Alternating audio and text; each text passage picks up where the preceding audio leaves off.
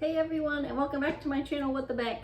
I'm here to do an ultra cozy dyeing video, and this is the weirdest shot setup I've ever done because we're in the kitchen, and I'm sorry if it's a little echoey, but you know, that's what happens when you live in a place with walls. So yeah, I'm going to be filming making some green yarn today. Well, not making, but dyeing.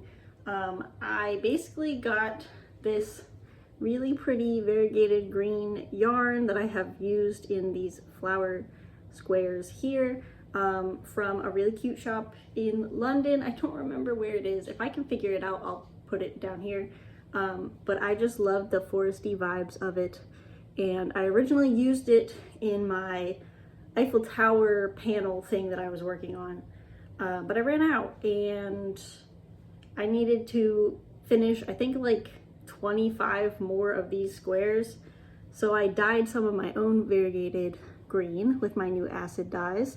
And it came out really cool, but it's much brighter than these. So I think when I go to assemble my cardigan, I'm gonna like checkerboard them.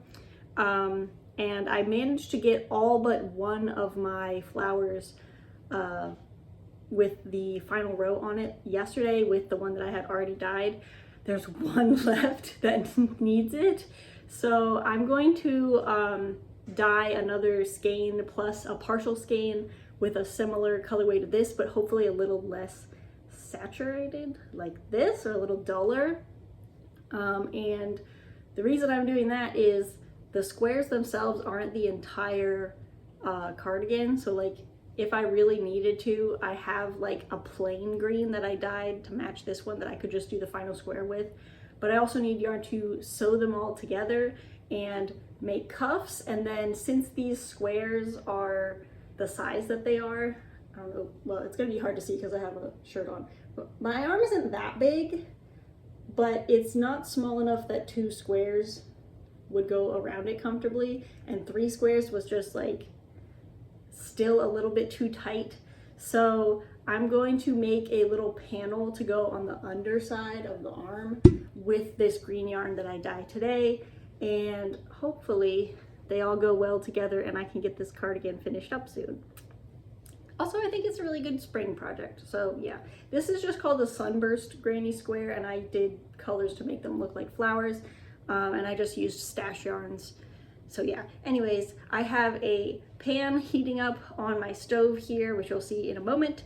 I have all my dye stuff around. I have gloves and a mask that I'm going to add in addition to my eyewear, which I have been told that glasses are sufficient eyewear for dyeing. And I have little jars. This one is a big jar of yarn that is soaking in a vinegar water mix.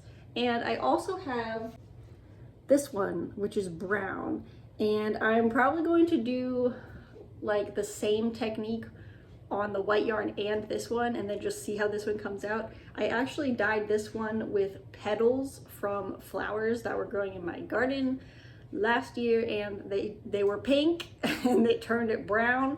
So it's been sitting in my little shelf in my pantry waiting to be upgraded, and I think doing a brown and green together kind of mix would be cool. So there's this one for later. So I'm going to just go ahead and put my protective gear on, and oh my god, I'm stuck in the little thumb hole. Roll my sleeves up and let's get going on dyeing this. All right, I also want to apologize that my voice is a little muffled and you hear some crinkly from my gloves, but you gotta be safe, so let's do that. I also realized that I forgot to put some vinegar into the pan, so I'm gonna do that. And then hopefully that's enough. As you can see by my tongs here, these have been dyed before. Do not use stuff you use for food for dye. I thrifted all of these pans and stuff specifically to do dyeing projects. So yeah, keep that in mind if you want to do this at home. If you want to do this at home, don't follow what I'm doing, follow what Chemnitz does, because she knows what she's doing, and that's where I got my information from. Anyways, so to start off, I just want to do a basic filling the pan with like a mild light green, and I want it to be kind of dull-ish or more I don't know how would I explain that. I don't want it to be super bright. And the green that I have, which is sour apple acid dye, this is really bright. So to kind of tone it down, I have dark navy, and then if you want a color to be a little bit less intense, you can also do its complement. And I have a little bit of red that I'm going to pull out. And this one I'm pretty sure is a synthetic dye, but we're going to experiment and see what happens. I have plenty of yarn, so if I need to redo it, I'll redo it. I'll just have to wait for that to soak up again. But basically, just to start, I'm going to make a concoction here. I'm going to put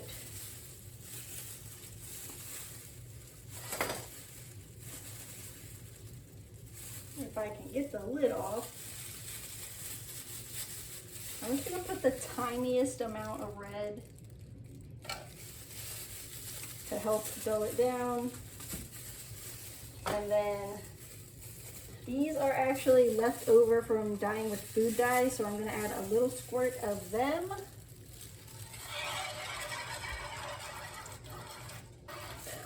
I'm trying to just use these up. Alright, so now I've got those dyes in there. I'm going to put a little bit of my dry dye powder, and this is when you really need to be careful about not breathing in dust. So I have a dry spoon here that I'm going to just take a little bit, because we can always add more. Putting that in there. Close that up. And add a little tiny, teeny little, the smallest bit of this navy. Alright, that's in there. Close that up. Alright, now I'm going to just put some water in with this and see what happens. It increased in volume. And I put a spoon that I have assigned for wetness. You can see the steam coming up.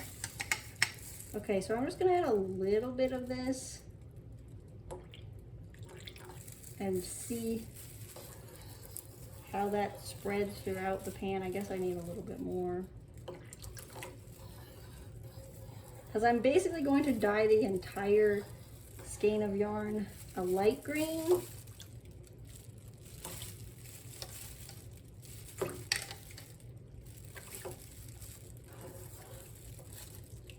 Okay, it's like really, really light, but I guess it's better to start with that than too much. So let's go ahead and get our yarn out of this jar here.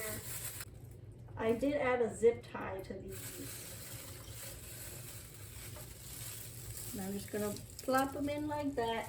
And then my other one, I'm gonna wring a little bit of this liquid out of it, but most of it can stay. Okay, and we'll put that one like so. And then finally our brown one. I'm gonna go ahead and close these jars up as soon as I'm done with them, because I don't want them to what is the word? Spill. I don't want to knock into them.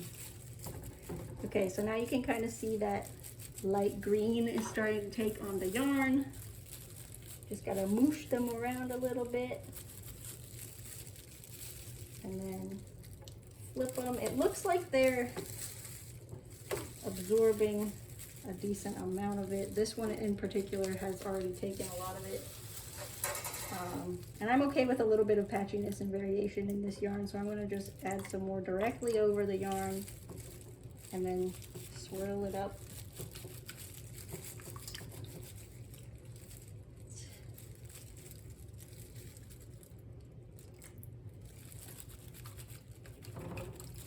Kind of dripping. All right.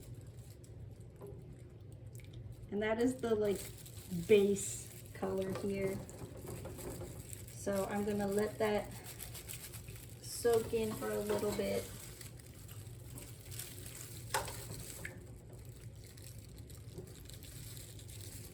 I love dyeing yarn because you feel like a mad scientist.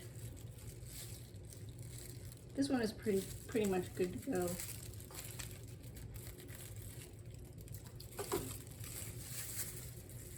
All right, okay, so now that it is mostly the light green, I'm gonna mix up another darker shade, I guess, and it's going to be more concentrated, and I'm only going to put it on like certain parts of the yarn. Like I'm not gonna swirl it around like I did before. So again, I want it to be kind of duller, so I'm going with some red. And I'm gonna go ahead and just open these up and just dump these all the way in while I'm opening. So this is again my food dye mixture. Okay, we've got that. And again, just a little bit of navy and the sour apple, which I'm gonna do quite a bit this time. All right, I'm gonna add just a little bit of water.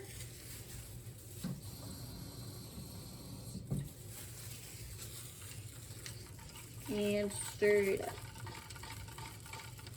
Now you can see how much darker that is than the other one was. For the previous skein that I dyed in this similar colorway, I basically just threw it on here. This pan is a little bit more full than that one was, so I think what I'm gonna do instead is I'm gonna use one of these spray bottles. So I'm going to very carefully put this in this over the sink. So that holds about half of what our dye is. Now if I can just find the lid for this. Okay, so we have our squirty bottle, and now we can just do that and do little spots. Some spots I want to be larger than others. And you can see that like squirting it on the yarn that's like out of the water, it doesn't spread as much. But if you put it in the water, it's gonna go like around the edges, which is also fine. Like I said, I want this to be a variegated color. I don't need it to be super consistent or anything. We're not going for pooling. We're just going for variation. But I'm trying to not overdo it this time, because the last skein I did, I think I put too much of the darker colors to where you couldn't really tell that the base was supposed to be the lighter green. So we're doing that. Again, I'm trying to cover the parts that are like a little too like plain colored, but I don't want it to be all really dark. I think just this kind of really short stripe effect is going good. And then again, just squirt some into the spaces between so we can get some of that spinning around the outside there. And I'm gonna let that sit and cook for a little bit. So I will come back after maybe 10 minutes and we'll check if we wanna turn them over. All right, so as you can see here, our yarn is fizzly bubbly. I'm gonna put my gloves back on and then we're gonna flip it. I also realized I forgot to put the brown yarn in there, so we're gonna open that up and put that in there too. Let's see. It is looking really similar to what I want. This one down here is being a bit more of a nuisance because it is wanting to be all one color. But you can see here the water's clear, which means it absorbed all the dye that was in there, so it's time to add more dye.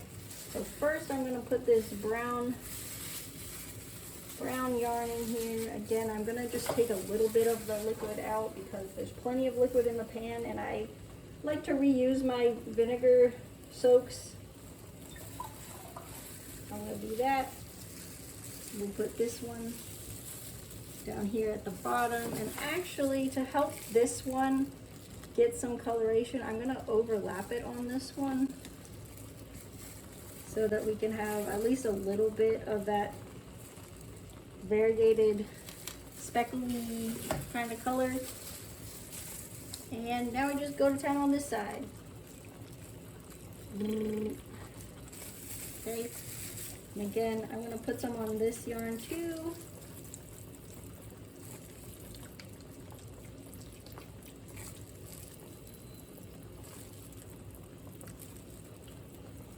Just kind of doing whatever gets on it, gets on it. We can draw a little heart. And again, put some into the water on the side as well to see what that does.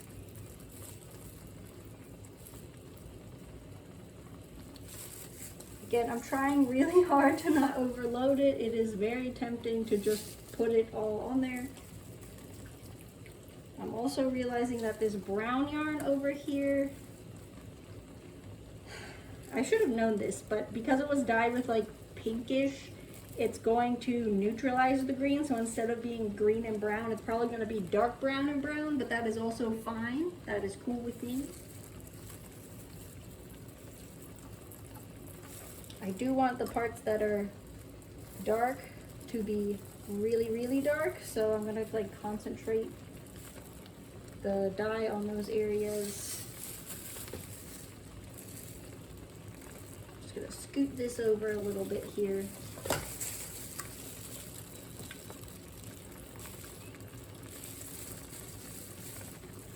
I'm really excited about this. So again, I'm going to just, you know, let it sit for about 10 minutes and then I'll come back. When you're dyeing yarn like this, don't like leave the house obviously, but like I usually will just set a 5-minute timer and then keep refreshing it until the amount of time I wanted is passed, because you don't want to leave it on its own and you want to make sure that it's like doing what you want it to do. And if you come back in 5 minutes, you might be able to minimize or reverse an effect that you don't want, as opposed to leaving it for 10 minutes on its own and then you're like, what the heck, I didn't want it to do that. So I'm gonna let it sit. So I will see you again with this yarn in 10 minutes. All right, so I'm just going to flip these again, see what's going on with them. And, oh, my glass is clogged up. This is when it's really helpful to use the zip ties, because you can pick it up from that area. It looks like my brown yarn has leached onto these, which I'm not sure if I'm fine with yet.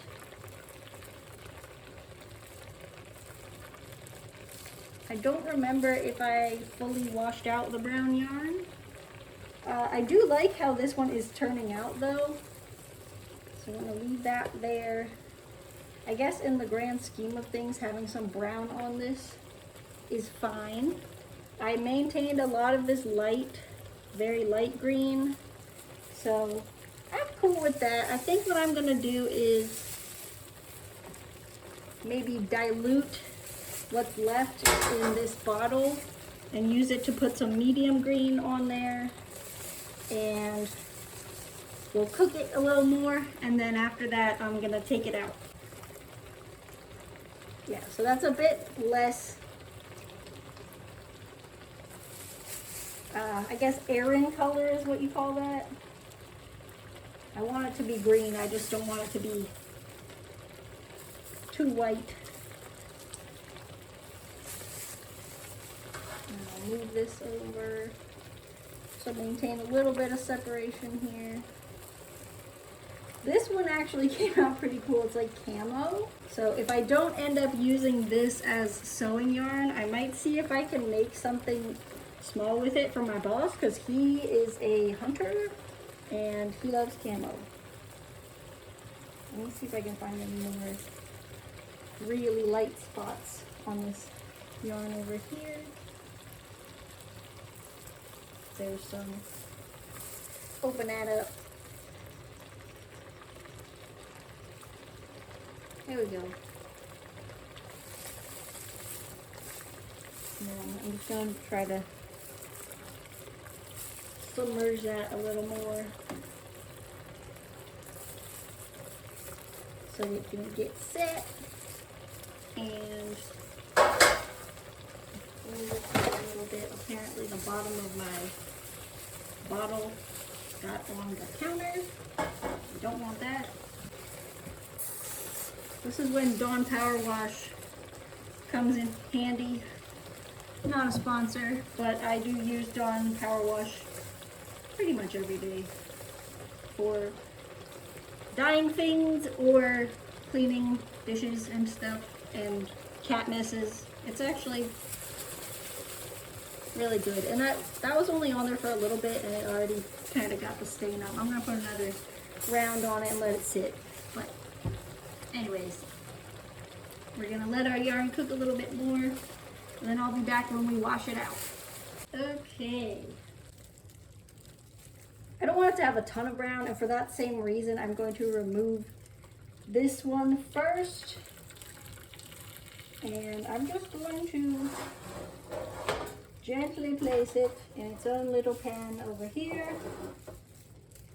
And then with this pan here, I'm going to take out a little baby skein. And then this one, I'll leave it alone in there. And I'm just gonna have to wait for these to cool down and then I'm gonna wash them and I'll bring you along for that. So at this point, I'm going to just let them sit.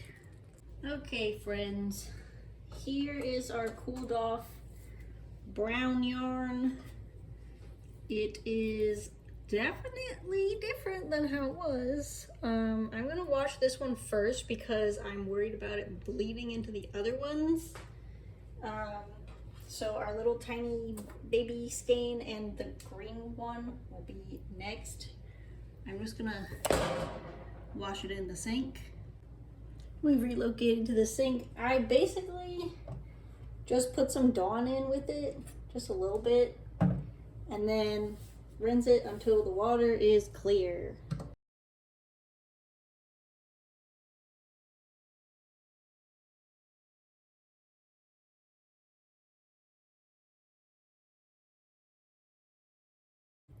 Now, once the water is clear, I'm just gonna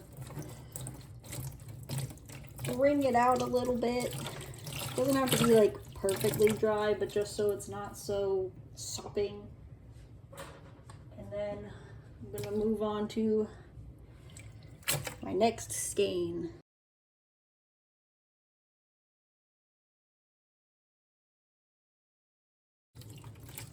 So this one didn't run very much at all. So I'm gonna just go ahead and put that in there. Definitely looks interesting. I'm excited to see how that one turns out when it's dry. And now for the main event, I'm just gonna top up on the soap a little bit. And here we go.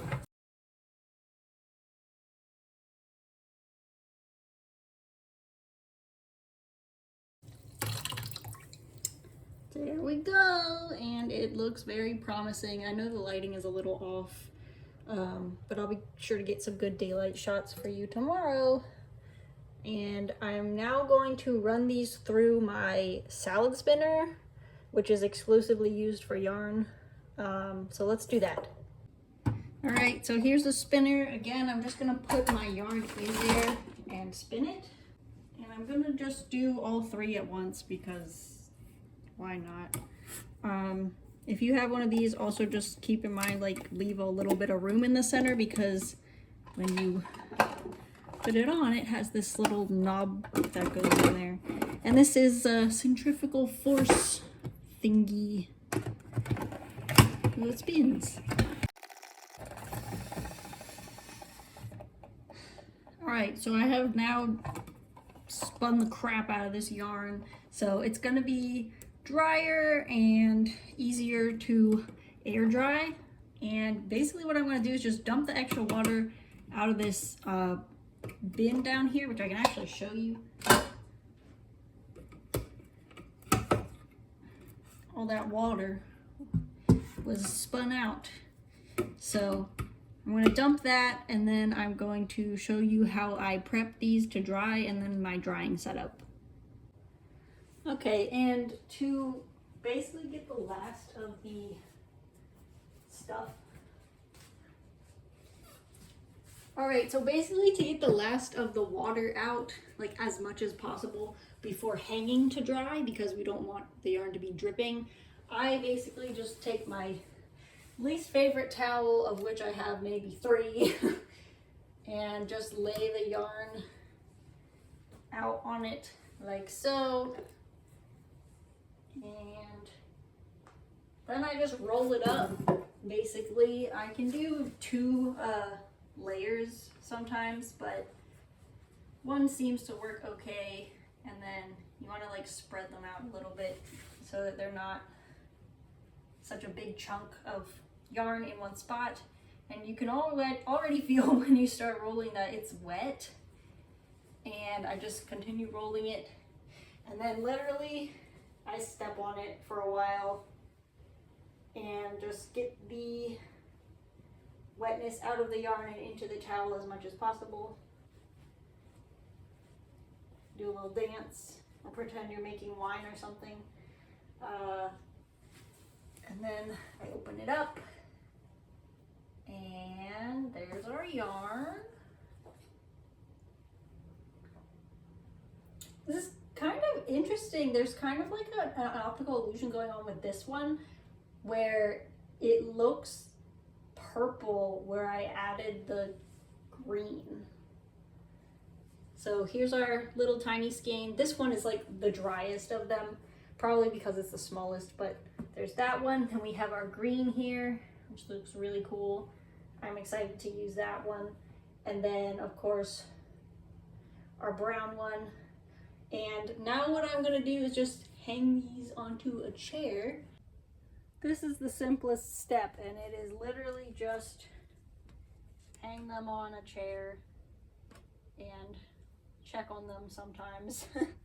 So basically I have a little towel under the foot of this chair to catch the water if it drips, and I just hang them there until tomorrow.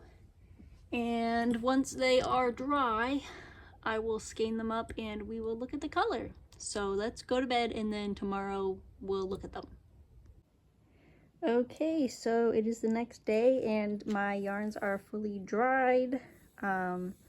As you can see, this one did get some brown spots on it. I'm not going to be too worried about that because the rest of the colors are pretty bright. This section here is kind of like exactly what I was going for, so I'm really happy to know how I did that so I can replicate it in the future. The brown one, like I said, I have no clue why adding the green with a little bit of navy and a little bit of red made it so purple. I don't get that. But then this other one, I think it's not going to be suitable for this current project because it is just too dull overall. Like the whole thing is brownish, as opposed to like this one where some of it's brownish. But yeah, I brought my squares over so we can see this one is actually pretty dang close to the original skein. And then there it is next to the other bright one. Like I said before, this one that I dyed the first time around, I mainly used the green, and I definitely didn't leave it light enough. I think if it wasn't so saturated with the dye, it would look a little bit better, but you know, this is how it came out and I like it, so I'm gonna go with it. But yeah, I'm going to hopefully get this done soon, my cardigan, and then I'll have pictures up on like Instagram and my Facebook and all that. If you want to see how it turns out, you can follow me there, and you can make sure to like, comment, and subscribe for more videos from me. And then I'm gonna keep an eye on this little girl because she's plotting something. What are you plotting? Okay, bye everyone.